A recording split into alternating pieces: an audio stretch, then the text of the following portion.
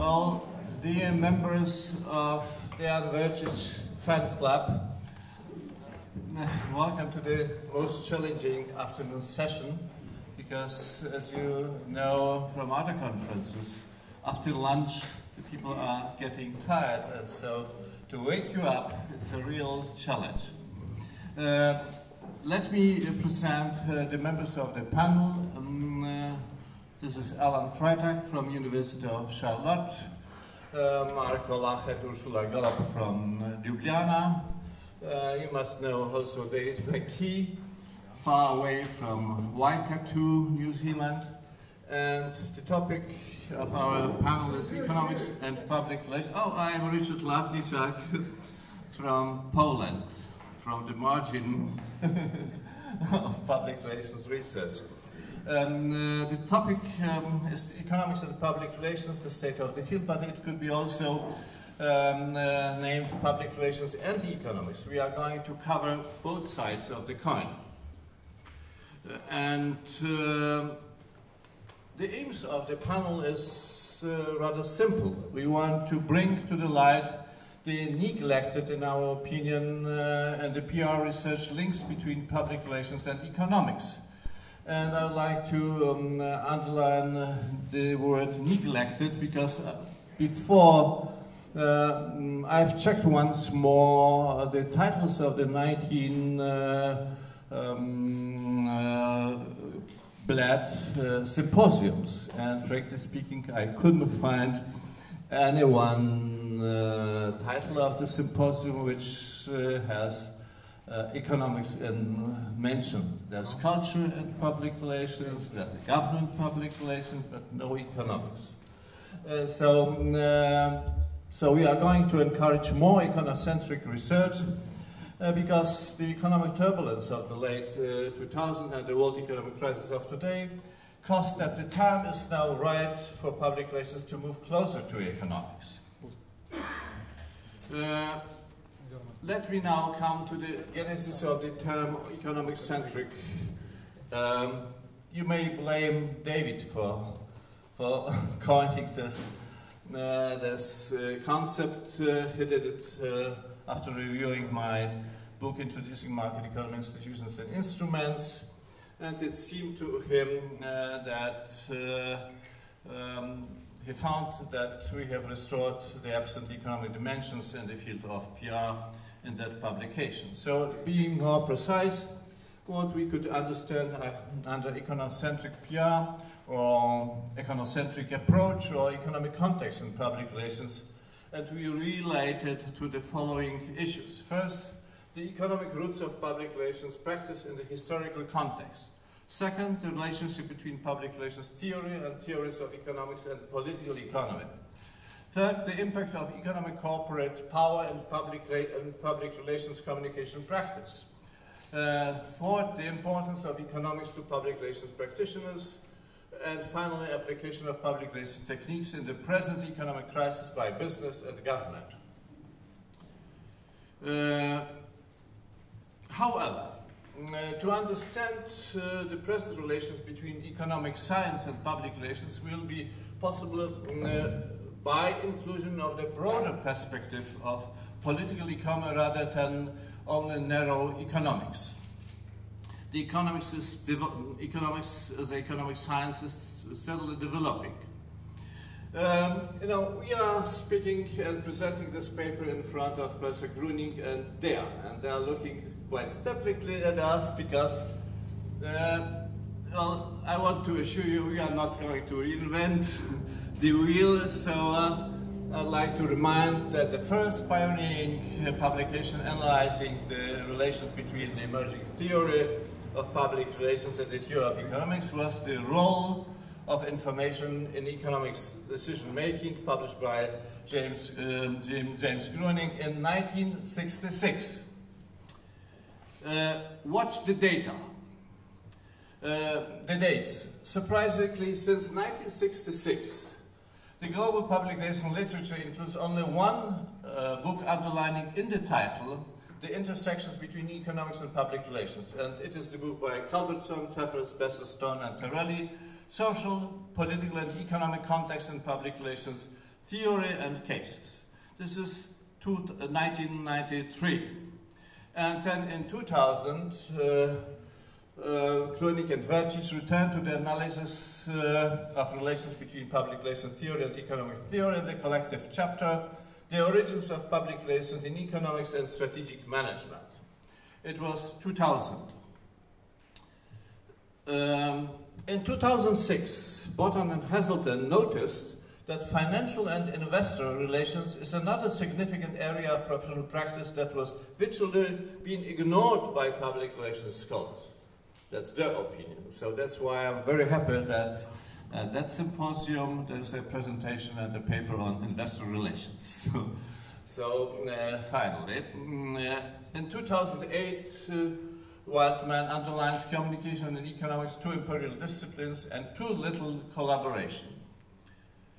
Finally, the financial and economic crisis came, and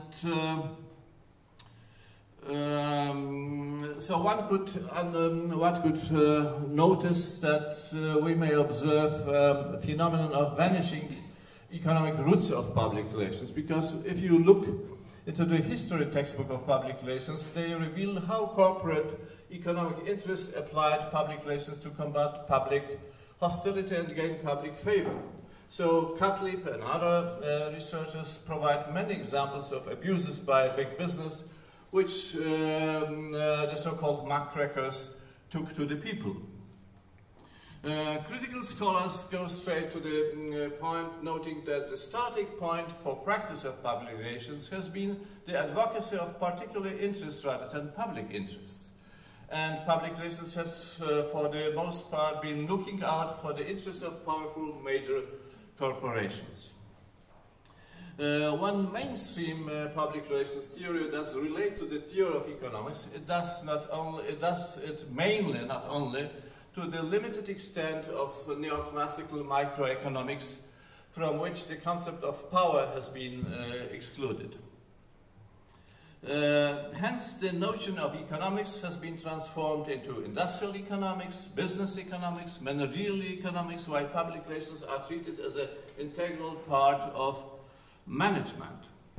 Hence, so in effect, the economic context in public relations research has been downsized in the managerial context. So another reason for losing the economic context in public relations is the fact that the mainstream normative research approach allows to downplay the issue of corporate power and cases of unethical business practices. So there was the world financial crisis, which exposed the economic roots of PR. One may observe in the literature that there are two basic competing approaches in the public relations theory. The first approach assumes that public relations has flourished as a management practice because practitioners have persuaded organizations to act in society interest. And the second approach says that business and industry have used techniques of the field to promote their own self-interest at the expense of society. This is a quotation from the Bledcom book.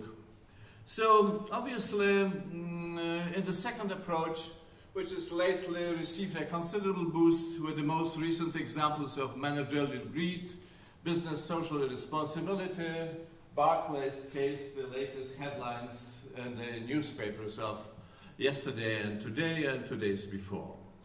So the contemporary muckrakers are the activists communicating, among others, with that type of posters. So what about the influence of economic turbulence on PR communication and management practice?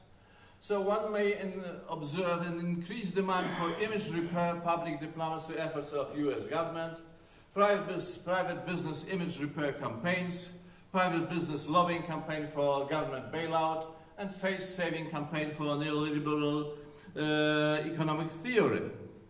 So to give you an example, already in autumn 2008, the US government applied image repair strategies in form of public relations diplomacy efforts. It has been presented in a paper published in Public Relations Review.